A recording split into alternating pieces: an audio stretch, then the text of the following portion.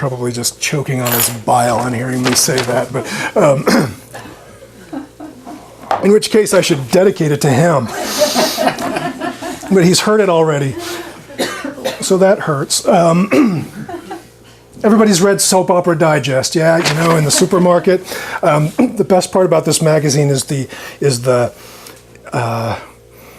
synopsis that it gives of the weekly soaps. Of course, the soap opera is a vanishing genre in our time. So this is entitled Tone Poem, beginning with a line from Soap Opera Digest, an elegy.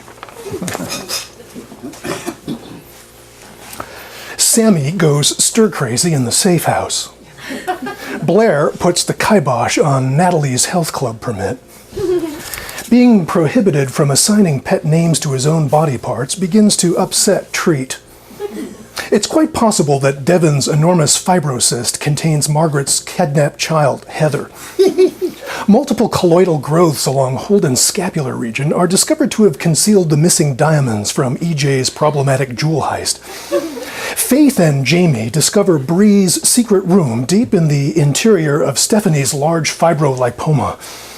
After surgical removal of several painful nodules along his parietal region, Channing decides to set fire to Nikki's summer place in Taos, New Mexico. Tad spies on Philip and Cricket as they lay plans to conduct an expedition to the center of Thorne's enormous neoplasmic growth in search of Ashley's lost Shih Tzu puppy. Lucky pledges to extricate herself from Parker's tool-shed-sized goiter on the condition that Carly perform the emergency C-section on Star. Spencer joins forces with Max to train the new recruits recently liberated from inside Amber's submucosal fibroids.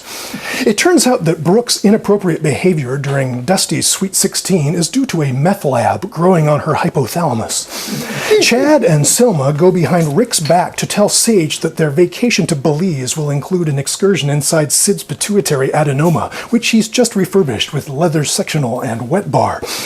While regluing Delft tiles along the border of Jared's fireplace, Slater finally convinces Adam to let him build the Windsor Terrace cottage on his wooded 3-acre colon polyp. Owen's college buddies watch Brandy alienate Jess during a televised debate on the floor of the Senate inside Taylor's immense thoracic aneurysm. When Haley vilifies Trent in front of Margaret, Kim, who's running acoustic analyses on sound wave emissions from the far edge of Jamie's vast plaxiform neuroma, happens to look up at the surveillance monitor and realizes she's been framed.